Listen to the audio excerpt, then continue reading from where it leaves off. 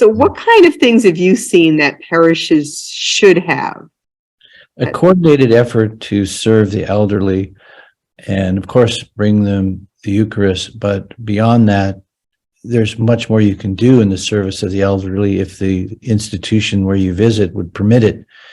And you can sponsor an event, you can have a small party, you can think creatively, you can have a guest speaker, you can have an artist, you can have a pet, you can have a trained escort pet, a dog come in. There's many things you could do there. So that's one thing.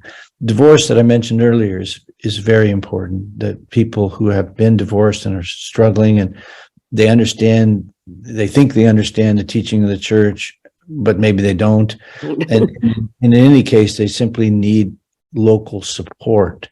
That's important. NA and AA and focus there is important. The poor are with us everywhere. What is done to help serve the poor in the local community, regardless of size? We can do something. What are we doing? There's retreats that can be offered in the parish, regardless of size. Are there retreats offered? Who coordinates the retreats? Who finds the speakers that fit the community that we have? Who helps form and choose the topic that will be a part of that retreat? How frequently do we offer these retreats? You can do that regardless of the size of the parish. The speaker knows that it's a small parish. They're not expecting an auditorium full of people. But does that mean, well, it's a small parish, we don't offer retreats here because it's small? No, they're people. They need that retreat. So who's going to make it happen? Who's going to find the speaker? Where's the money going to come from to pay the speaker or any materials that we distribute?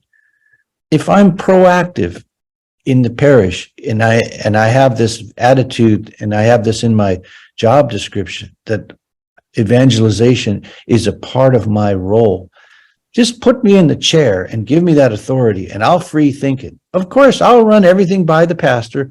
I'm not a loose cannon. I'm not going to do anything without permission, but I'm going to present ideas and ideas and ideas. I'm going to canvass what other churches do. I'm going to grab ideas that I think will fit. And I'm going to try them in my parish. Size related, of course, but I'm going to try them in my parish. It's just what we have now is flat.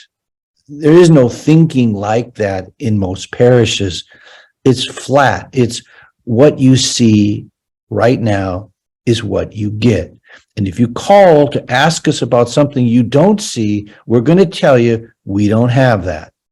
And we're not going to take the idea that you called about something we don't have and run it up to the pastor and say, Father, why don't we offer whatever? No. Right. My training is to say, no, we don't have that, and hang up the phone or respond to the email. I'm sorry, we don't have that. Well, that's a training issue. That is a culture issue. That should be fixed. Who's going to do it? Pastor's overwhelmed. I got no time for that. Don't you understand, Mike? I barely get any time to sleep. I'm working 6 days a week. Come on, dude. Yeah, I know that. That's why laity are here. And you can find qualified people. You're looking at one who just bumbled on in and they said, oh, you got enough background. I think I can trust you in this position. Yeah, okay, sure. Pay? No, I don't even need to be paid. Really? So you're working for nothing with qualifications to do the job. You're taking this off my plate. So that proves that God will provide, but not if you're not looking. Not if somebody comes by and you're just like, well, I'm not delegating. I don't care. I don't care who comes in. I don't care how qualified they are. There's no way that I'm taking that risk. I don't want to do that. Thank you very much. See you. And so nothing changes. Meanwhile, we're driving people to make the phone calls into the parish. We're driving them to visit the parish. We're driving them to check the website. And what did they find? The same thing they found 30 years ago that caused them to quit in the first place. It's not what's there. It's what's not there that's keeping people away. They want things that aren't being offered.